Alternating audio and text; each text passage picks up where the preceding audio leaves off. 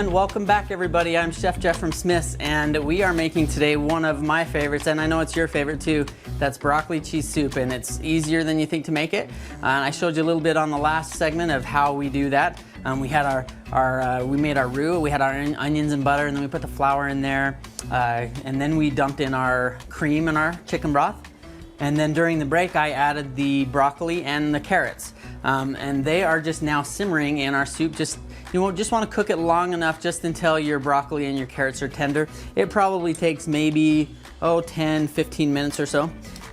So they're going to go ahead and cook, and while they do that, I need to talk about the most important part of broccoli cheese soup, and that is the cheese. Okay, now you may be tempted to just go buy the stuff that's already grated and in a bag. That's good for certain circumstances, but I would say in this circumstance I would avoid doing that. So those types of cheeses, they usually put a non-sticking agent so that the cheese doesn't stick together, and that doesn't usually go well in something like this where you want the cheese to melt and be smooth, so avoid that. Buy a good sharp cheddar, something that has a lot of zing to it, and that's what I've done here, and then grate it by hand. I know it's a lot of work. I know that life is too short to grate cheese, but no, it's not. Super easy. Maybe let the cheese sit at room temperature a bit so it's soft and it grates really easily. It'll be worth it in the end, I promise you. So cheese, a good cheese is important in your broccoli cheddar soup. Probably the most important part. All right, so that's ready to go.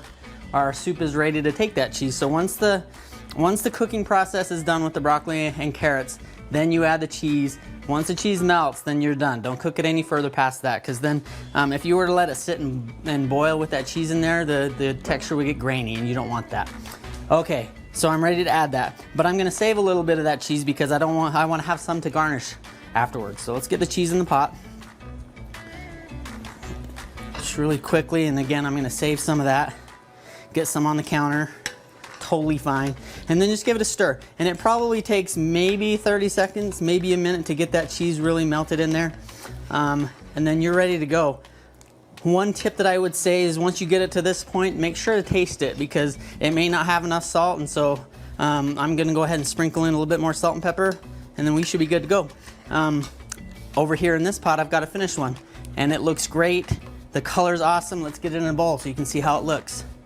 Big chunks of broccoli and carrot.